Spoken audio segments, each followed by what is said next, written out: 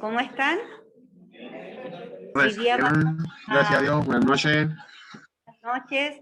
Hoy día vamos a comenzar a trabajar ya el temario de ciencias naturales. Vamos a ver de qué está formada la materia y los diferentes postulados de diferentes personas sobre el átomo.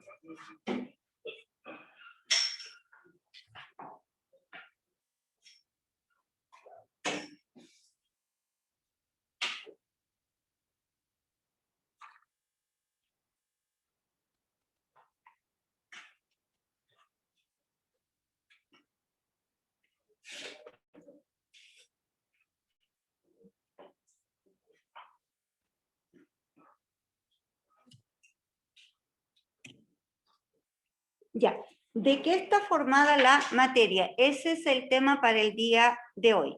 El objetivo de la clase, comprender que todo lo que nos rodea es materia y la unidad mínima son los átomos, ¿ya? Eso es lo que hoy vamos a ver. Quiero tratar de sacar esto de ahí.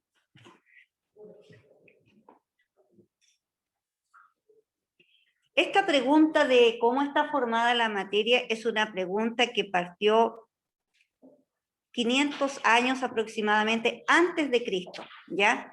Los filósofos griegos empezaron a cuestionarse de qué podría estar formada la materia y trataron de dar una explicación. Y dijeron, ¿no es cierto?, que la materia estaba formada por unas partes muy pequeñas, partículas muy pequeñas. ¿Cómo lo demostraron? Llega uno, tomó un papel y lo empezó a romper. Y llegó un momento en que yo ya no podía seguir rompiendo ese papel. Entonces, cuando ya no se podía seguir rompiendo, dijeron, esto es lo que forma la materia, y esta es la parte más pequeña que forma la materia, ¿ya? Nosotros somos materia, la mesa es materia, el aire que respiramos, todo lo que usted vea a su alrededor es materia. Y eso era lo que ellos estaban cuestionando, de qué está formada esta materia. Aquí vemos distintos científicos, cada uno de ellos hizo un postulado en relación a cómo ellos creían que estaba formado el átomo, ¿ya? Pero vamos a partir la descripción desde Demócrito, el primer griego, ¿no es cierto?, filósofo, matemático, entre tantas cosas, que empezó a cuestionarse de qué estaba formada la materia. Para eso vamos a ver un pequeño video, ojalá me acuerde y que se pueda escuchar. Estamos novatos en esto.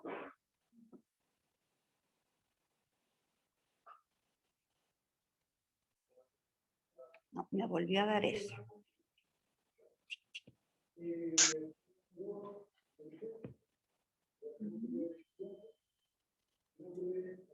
Mira, me vuelve a dar eso. Escápate. No quiere. ¿No quiere dejar de compartir? Ah, sí, Ahí, quiero. ¿y abajo? ¿Ahora ir abajo? Ahí, y otra vez lo mismo. No quiero dejar de compartirlo. Sí. Cerrar. Y desde ahí mismo abajo hacer clic para cerrar. Ahí, volver a otro. Ahí, a ver si ahora no nos dice la cosa. No tiene que abrir abajo. ¿Dónde está el video? Ir a buscar a ver dónde lo tiene guardado. Sí, está en la... aquí.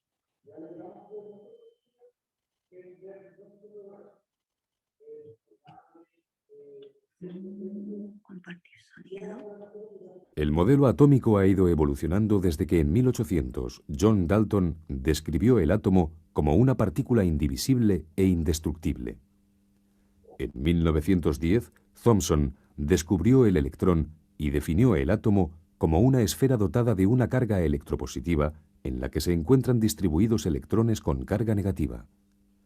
Un año más tarde, Rutherford dio un paso más al afirmar que el átomo está constituido por un núcleo denso formado por protones alrededor del cual giran los electrones.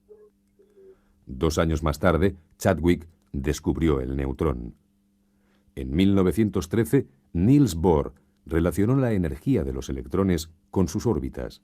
Si el electrón se encuentra en órbitas estables, no pierde energía, pero cuando salta de una órbita estable a otra de distinta energía, emite o absorbe radiación electromagnética. El modelo atómico más reciente es el modelo cuántico o modelo de la nube de carga, donde las órbitas que describen los electrones pasan a ser orbitales atómicos cuyas propiedades geométricas las determinan los llamados números cuánticos.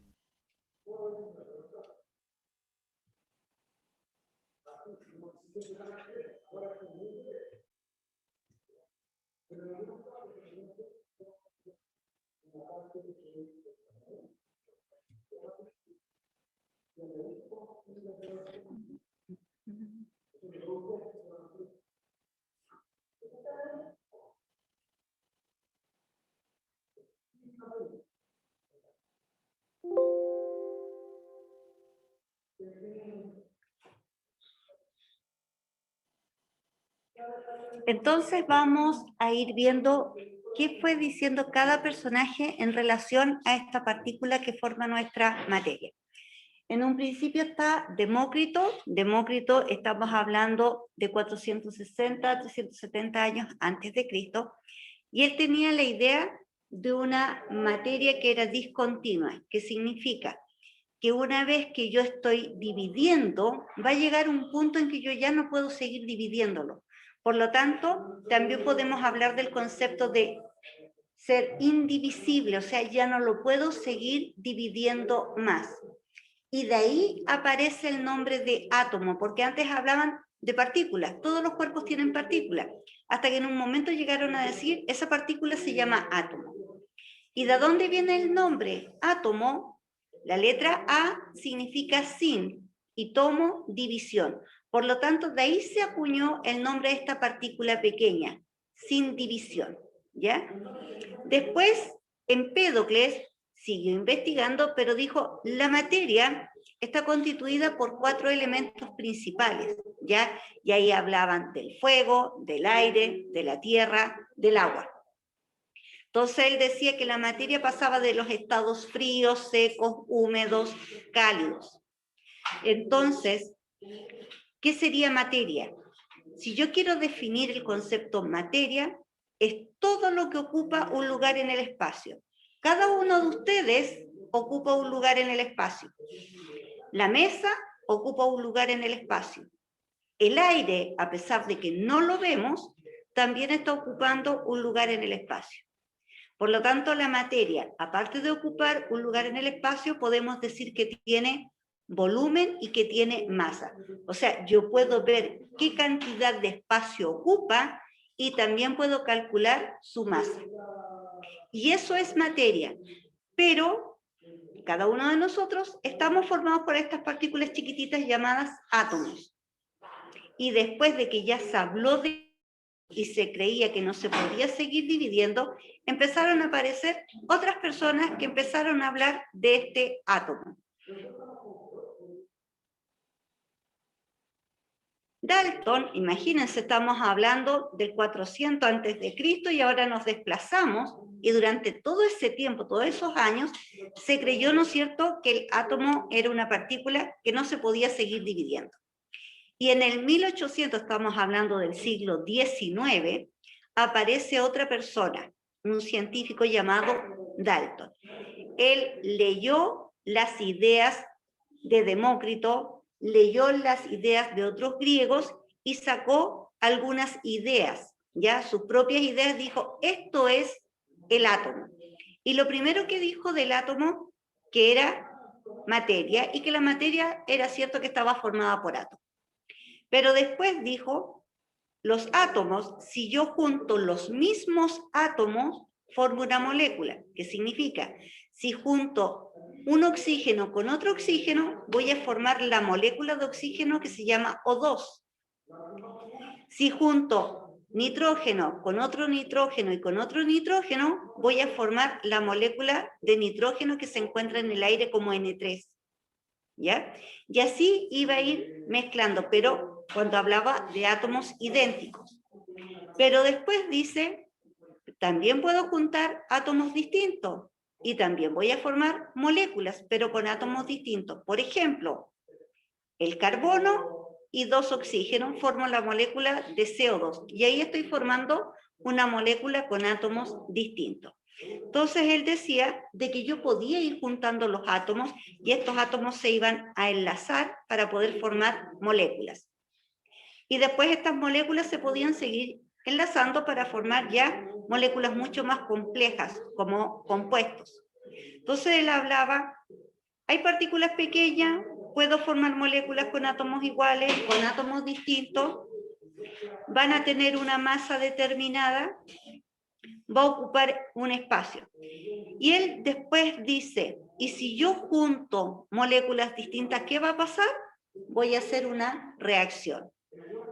Entonces, él empezó a estudiar todo eso y a partir de las ideas de Demócrito, y las ideas de Demócrito datan del 470 a.C., y estamos llegando al siglo XIX y todavía seguían las mismas ideas.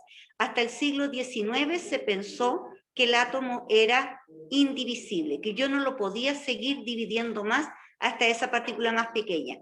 Si yo tomaba una piedra y empezaba a moler la piedra, iba a llegar a partículas pequeñas así como la arena, y ahí ya no lo podía seguir dividiendo más. Por lo tanto, era indivisible hasta ese entonces.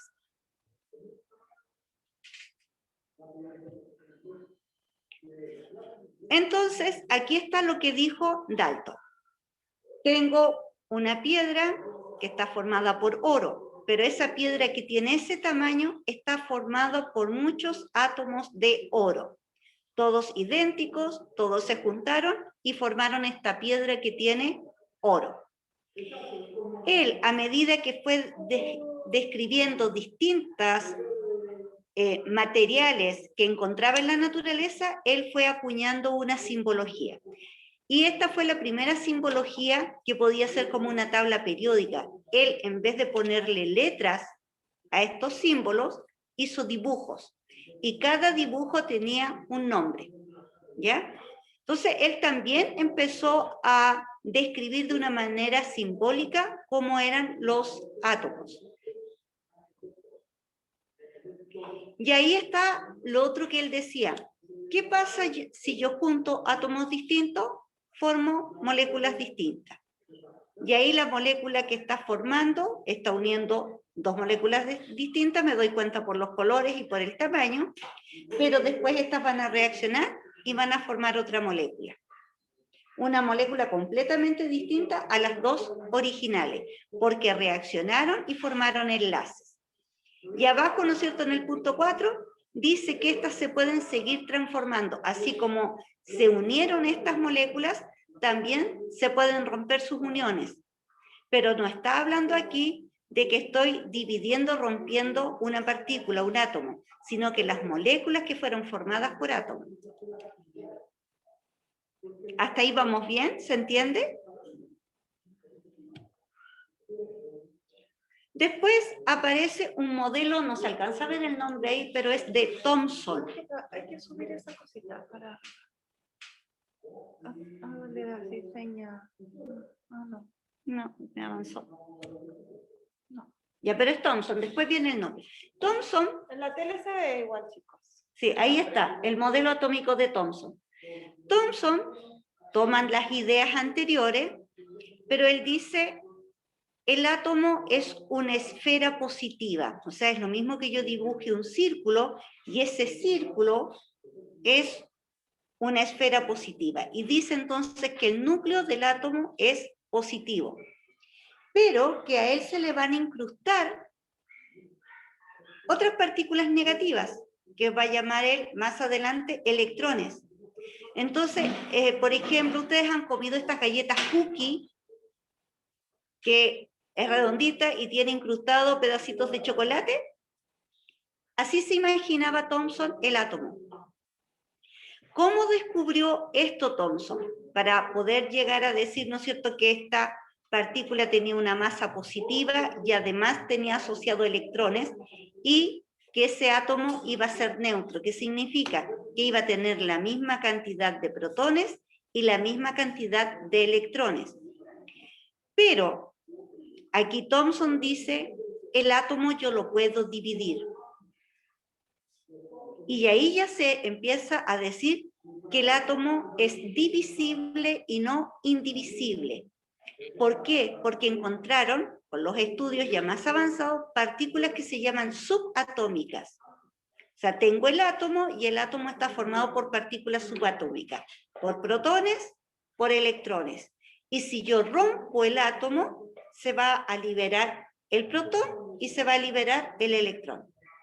Y ojo que a partir de él empezó el tema de la bomba atómica. Al romper un átomo y al romper su masa, su núcleo, estoy liberando toda la energía que tiene ese átomo. Y tiene mucha energía dentro de su núcleo. Entonces, él lo imaginó así, como una esfera con carga eléctrica positiva, al cual se le fueron uniendo cargas negativas. Pero decía que eléctricamente era neutro. ¿Qué significa que sea eléctricamente neutro? Que si tiene un protón, tiene un electrón. Si tiene dos protones, tiene dos electrones. Y como son cargas distintas, entre las dos se vuelve neutro, se vuelve cero, y el cero significa neutro, ¿ya? Entonces, ¿cuál es el experimento que él hizo? Él tenía un tubo con rayos catódicos. En un extremo estaba el ánodo y en el otro extremo estaba el cátodo. Y él, adentro, ¿no es cierto?, había una emisión de cargas eléctricas y se dio cuenta que hubo un movimiento, que las cargas positivas se iban a mover al cátodo y las otras al ánodo. Y ahí se dio cuenta que este átomo tenía cargas eléctricas diferentes porque veía ese flujo hacia distintos lados, como que se iban separando estos flujos de cargas. Y él, para representarlo, ¿no es cierto?, como él lo vio, lo representó como esta circunferencia que tiene carga positiva, pero que incrustado tiene cargas negativas. Las positivas se llaman protones, las negativas se llaman electrones. Si yo les digo, dibújenme el átomo de Thomson, no me tienen que hacer el experimento, me tienen que hacer la circunferencia. Y ese es el modelo de Thomson. O si yo pongo este dibujo, usted me tiene que decir, ese es el modelo de Thomson. Y si le digo, descríbalo, usted me va a decir, es una esfera cargada positiva en donde se encuentran cargas negativas. Si yo le pregunto, ¿y cómo se llama la carga positiva? Protón. ¿Y la negativa? Electrón. ¿Sí?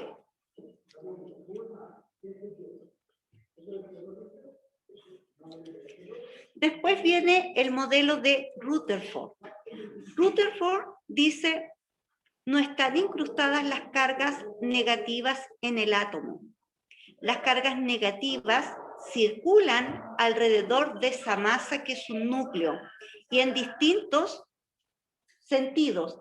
Incluso se dice que el modelo que postula Rutherford es el modelo parecido, ¿no es cierto?, a un sistema solar, pero en donde estos electrones van cambiando de posiciones. Entonces, puede ir en esta posición, después cambiar a la otra posición, pero lo que él descubre, que el electrón no está incrustado en el núcleo, sino que circula alrededor del núcleo, y que en el núcleo van a estar los protones, y en las órbitas que va a girar, ¿no es cierto?, alrededor de este núcleo van a andar los electrones. Y ya cambió el modelo de Dalton, que era una esfera. Thomson dice una esfera positiva con cargas negativas, y Rutherford dice no, la esfera es pequeña, pero con gran masa, y ahí yo voy a encontrar al protón, y circulando alrededor de él voy a encontrar al electrón. Y ahí está la posibilidad donde yo puedo encontrar a ese electrón que está girando, porque se va a mover tan rápido que en algún momento va a estar así, formando esa elíptica, otras veces va a estar así, y va a ser difícil encontrar a dónde está ese electrón circulando. Pero ahí ya cambió el modelo, ¿ya? Entonces, de a poquitito, distintos personajes fueron diciendo cómo podría ser este famoso átomo. Pero él concuerda con Thomson que el núcleo es positivo. Concuerda que hay electrones, pero no pegados al núcleo, sino que circulando alrededor del núcleo haciendo órbitas elípticas. Entonces, hasta ahí coinciden en algunas cosas, pero se diferencia en dónde está el electrón realmente. Y aparece, ¿no es cierto?, otro científico que se llama Bohr. Y Bohr dice, Rutherford lo dibujó como órbitas que van en un sentido o van en otro sentido. Y si nuestro sistema solar tiene un sol y alrededor del sol giran los planetas, a lo mejor más que un sistema solar es un sistema planetario. Entonces, para él, el núcleo era el sol y los planetas eran los electrones. Y entonces dio otro postulado. Y también a su vez Chadwick, un científico que está entre Rutherford y Bohr, dice, en el núcleo no solamente vamos a encontrar protones, también vamos a encontrar neutrones. Y los llamó neutrones porque no tenían carga, pero estaban. Porque él veía, si tengo 12 protones, hay también otras 12 partículas, pero que no tienen carga, y como no tienen carga, las llamó neutrón. Entonces, partiendo de esa base, ya Bohr decía, está el protón, está el neutrón y está el electrón. Ahora es la forma en cómo circula ese electrón que él lo modificó. Entonces, ya tenemos 3 partículas subatómicas, el protón, el neutrón y el electrón. Si yo les pregunto a ustedes, ¿dónde está el neutrón? ¿En qué parte? ¿En el núcleo o en la órbita?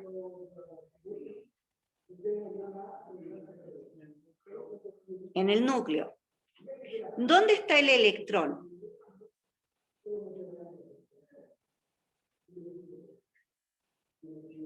¿En el núcleo o en la órbita? En la órbita. ¿Y dónde está el protón? En el núcleo. Otra pregunta. ¿Qué carga tiene el protón? Positiva. ¿Qué carga tiene el neutrón? Es neutro, pero ¿qué carga tiene? No es ni positiva ni negativa. Es 0. No tiene carga.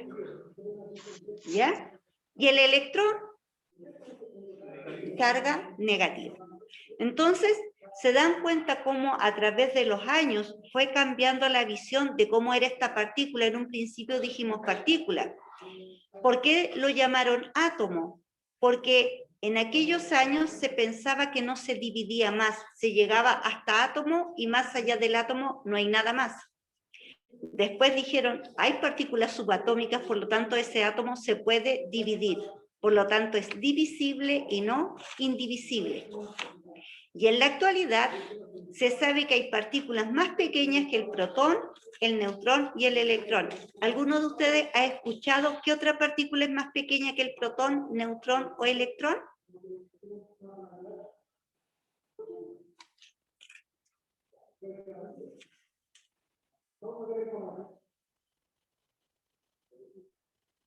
¿No? Los quarks y los leptones.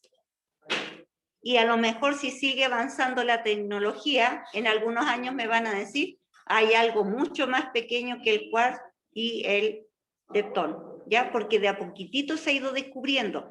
¿De qué manera van los avances científicos? ¿Cómo avanza la tecnología? Cuando Demócrito habló de la materia y de qué estaba formada la materia, él no contaba con ningún instrumento tecnológico para decirme de qué está formada la materia. Él usó la lógica. Si yo rompo algo, si algo se cae y se triza, ¿cuánto más se puede seguir trizando? Entonces llegó diciendo, hasta ahí nomás no se puede romper más, ni por más que yo le pegue con un martillo, va a llegar a polvo, pero menos de polvo no va a llegar, porque él no tenía ningún instrumento tecnológico para ver qué más allá podía haber del polvo o de esa pequeña partícula que él estaba encontrando. Entonces, el avance de la ciencia y de los distintos postulados que pueda dar un científico va a depender de cómo ha ido avanzando la tecnología. Porque con el avance de la tecnología voy descubriendo nuevas cosas, ¿ya? Entonces, Aquí tenemos el átomo de Bohr. Bohr dice que hay un núcleo, dentro del núcleo tengo los protones y los neutrones, y tengo órbitas, y él así dibuja las órbitas. Esas órbitas, chiquillos, nosotros las dibujamos, pero son órbitas imaginarias por donde circula el electrón. Yo la dibujo. Y el electrón lo puedo encontrar aquí, lo puedo encontrar acá, porque se va a estar moviendo. Pero hay algo más que descubrió Bohr, que ese electrón podía saltar a la siguiente órbita, podía saltar a otra órbita y alejarse de la órbita. Y descubrió que mientras más lejos del núcleo se encontraba, más energía tenía. ¿Por qué él no coincidió con el experimento de Rutherford? Rutherford decía de que acá no se perdía energía, y Bohr descubrió que si el electrón salta de una órbita a otra, va a ir ganando energía, pero cuando él se quiera devolver, va a perder energía, pero esa pérdida de energía se ve en forma de un destello de luz, se pierde como luz. Entonces, por eso dijo que no podía ser como decía Rutherford. Y él descubrió que hay distintos niveles. Cada esfera es un nivel. A medida que salta de un nivel a otro, el electrón va a ganar energía. Y mientras más lejos esté del núcleo, mucho más energía va a ser. Y cuando se devuelve, yo veo esos destellos de energía en forma de luz, y que va perdiendo la energía que ganó hasta llegar otra vez a la posición número 1, al nivel 1. Eso es lo que dijo Bohr. Y aquí está el modelo mecanocuántico, que es el modelo actual. Este modelo es del siglo XX, ya avanzado, ¿no es cierto? Estamos hablando de 1920, en donde aparece la importancia de los orbitales. Y ahí puede formar diferentes tipos de orbitales. Esos orbitales, si ustedes se fijan, podríamos decir, pero se parece a lo que dijo Rutherford. Estamos como mezclando ambos postulados, en donde dice que el electrón se mueve tan rápido y salta de un lugar a otro que va formando los orbitales y los suborbitales. Que eso nosotros lo vamos a ver después, ¿ya? Pero se dieron cuenta, ¿no es cierto?, que el núcleo tiene un volumen, pero se descubre, ¿no es cierto?, que también, aparte del orbital, hay un suborbital. O sea, yo puedo dibujar suborbitales debajo del orbital, y eso le va a dar mayor volumen. Y el núcleo le va a dar la masa a ese átomo. Con esto, ¿no es cierto?, se ha estado proponiendo las distintas ideas de cómo es el núcleo en la actualidad, pero todos coinciden en que el núcleo tiene cargas negativas, positivas y neutras. La diferencia está, ¿no es cierto?, donde yo estaba ubicando al electrón, y después las nuevas diferencias aparecieron en cómo se dibujaba el orbital. Y después nos dicen, a medida que saltamos de un orbital a otro, va ganando energía, pero cuando se quiere devolver, pierde la energía. Pero no es que llegue y se fume, se pierde en forma de luz, de un destello de luz.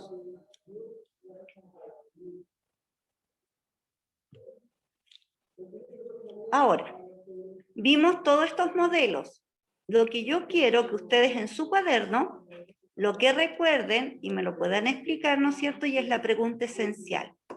Explíqueme usted cómo postuló cada uno de ellos el modelo de átomo. Puede hacer el dibujito y me puede explicar el dibujito. Y a continuación le va a sacar una foto a lo que usted escribió y me lo manda a mi WhatsApp. Voy a enviar al grupo cuál es mi WhatsApp para que no llegue a todos los profesores, ¿ya?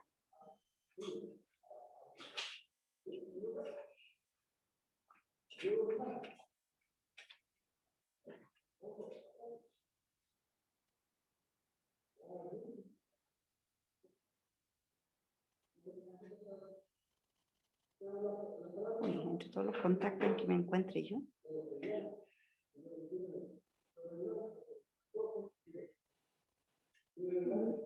Ay, me la moví.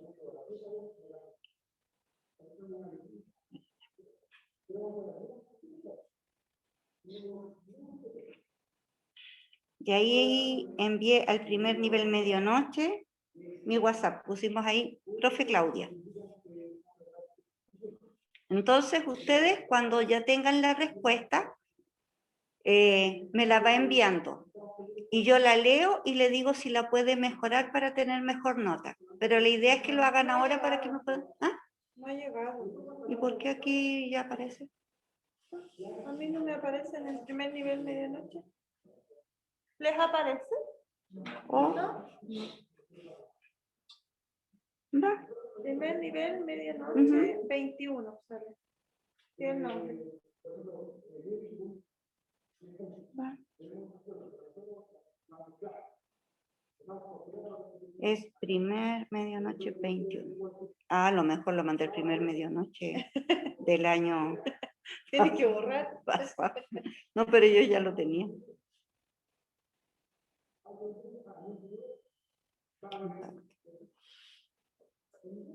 Me pusieron profe. Los chiquillos del año pasado van a decir, ¿qué le pasó a la profe que sigue enviando? Ahí estamos. Ahí.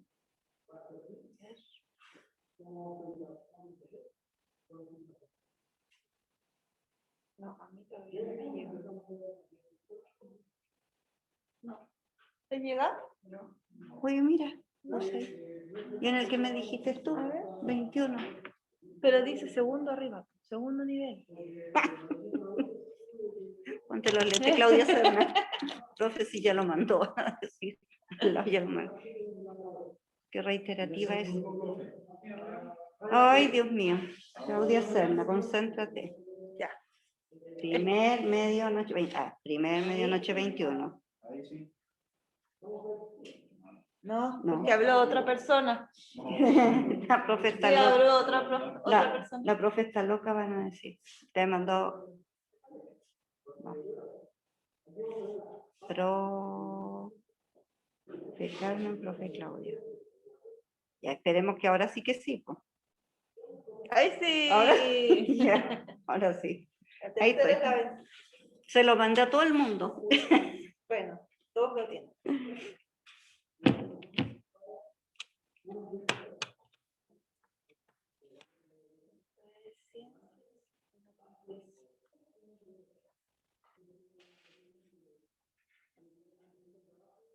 Ya saben cuál es la idea de la pregunta esencial, ¿no es cierto?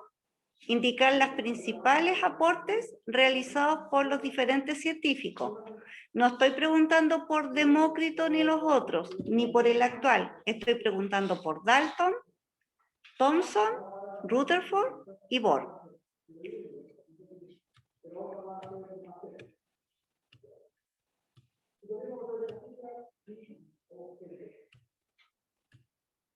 Se lo pueden explicar con el dibujo y con sus palabras, ¿cierto? Uh-huh.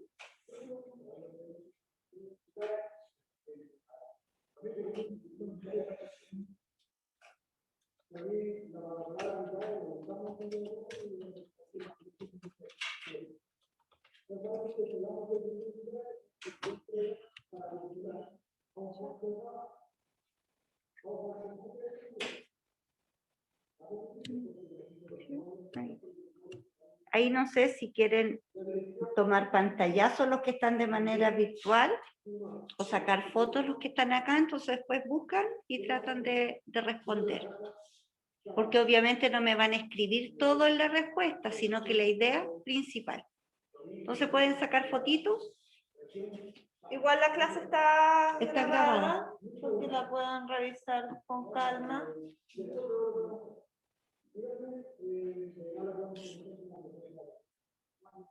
¿Cuál es el último científico? Preguntan en el chat. Bohr. Cuando me manden su respuesta, escriban su nombre, porque a mí me va a aparecer un número de teléfono, pero para identificarlo, escriban su nombre,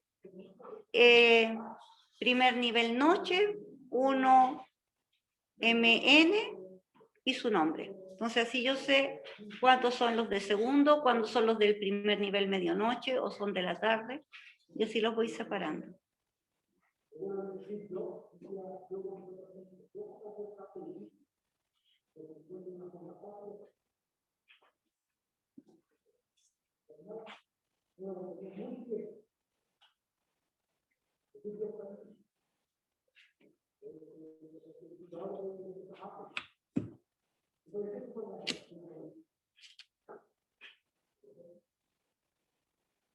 Ahora, el plazo que tienen para enviármelo es a partir de hoy día hasta el próximo lunes, porque el martes ya tenemos clase, por lo tanto el martes nos vamos a estar recibiendo respuestas, hasta el lunes. Pero más o menos vayan pensando o escribiendo, ¿no es cierto? Esta es la pregunta, ¿cómo la van a desarrollar? Puede hacer el dibujo y poner la descripción, dígame. Van a subir la grabación de la clase. Ahora, si quieren, yo puedo transformarlo a PDF para que quede menos pesado y se lo puedo compartir. Ya, pero aquí no tengo mi computador, lo voy a hacer en mi casa y se las mando. Al grupo del WhatsApp. Al grupo que formé y que me costó tanto. Vamos a ver la fecha, el próximo lunes para...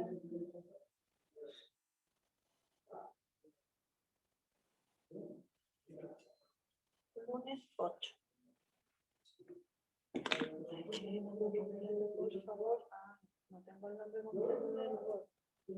¿Cuál me preguntan? BOHR. Sí, pero el nombre. Sí, puse Bohr, pero que el nombre completo seguramente para buscar. Ah, pero si pone modelo atómico, dile que ponga modelo atómico de Bohr.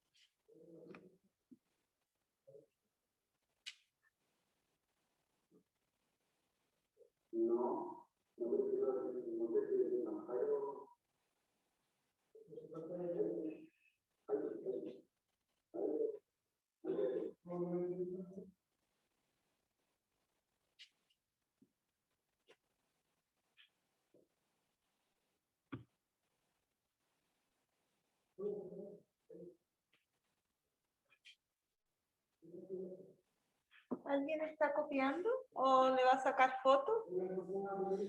¿Puede moverla o no? Necesita, lo ven después. Ah, ya. Les voy a poner entonces la pregunta esencial.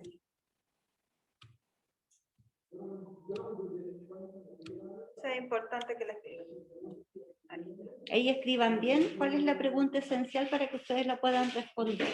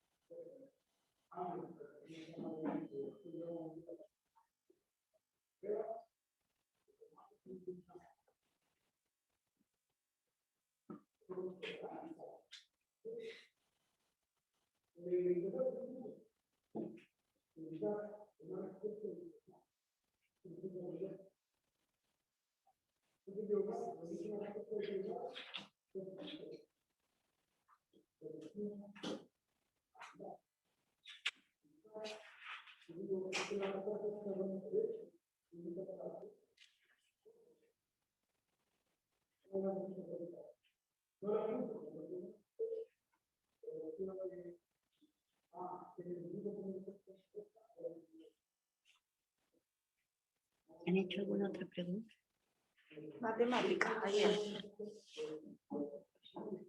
Solo es. Que la de inglés de hoy fue la primera. Más probable que... Y historia también.